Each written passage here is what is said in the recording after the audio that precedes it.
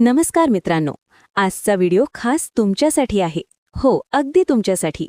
जर तुम्ही एमपीएससीचं स्वप्न डोळ्यात घेऊन रोज अभ्यासाला बसता, पण बुद्धिमत्ता म्हणजे रिझनिंगमध्ये अजूनही कन्फ्युजन वाटत असेल, तर आज मी सांगणार असलेलं पुस्तक तुमचं चित्र बदलू शकतं.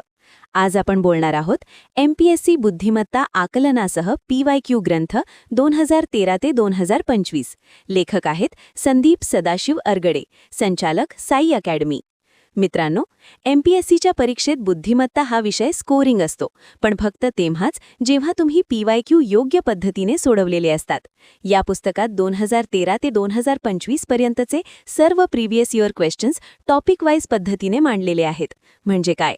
समजा तुम्हाला series, coding decoding, syllogism, blood relation यापैकी एखादा टॉपिक कमजोर वाटतो, तर तुम्ही त्या टॉपिकचे सर्व मागील प्रश्न एकाच ठिकाणी पाहू शकता. हीच या पुस्तकाची खरी ताकद आहे. पुस्तकातील वैशिष्ट्ये: 2013 ते 2025 PYQ topic wise, final answer कीनुसार स्पष्टीकरण, कन्सेप्च्युअल अप्रोच, शॉर्ट ट्रिक्स. नवीन सेकंड एडिशन 2026 अपडेट. पण मित्रांनो, फक्त पीवायक्यू वाचून काही होणार नाही. त्याचा अभ्यास कसा करायचा हे महत्त्वाचं आहे.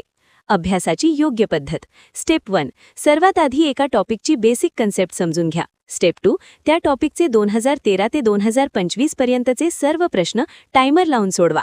स्टेप 3, चुकीचे प्रश्न एका वेगळ्या वहीत लिहा. का चूक झाली, कन्सेप्ट चुकला की घाई झाली. स्टेप 4, प्रत्येक 7 दिवसांनी रिव्हिजन टेस्ट घ्या. लक्षात ठेवा, बुद्धिमत्ता म्हणजे प्रॅक्टिस आणि पॅटर्न रेकग्निशन.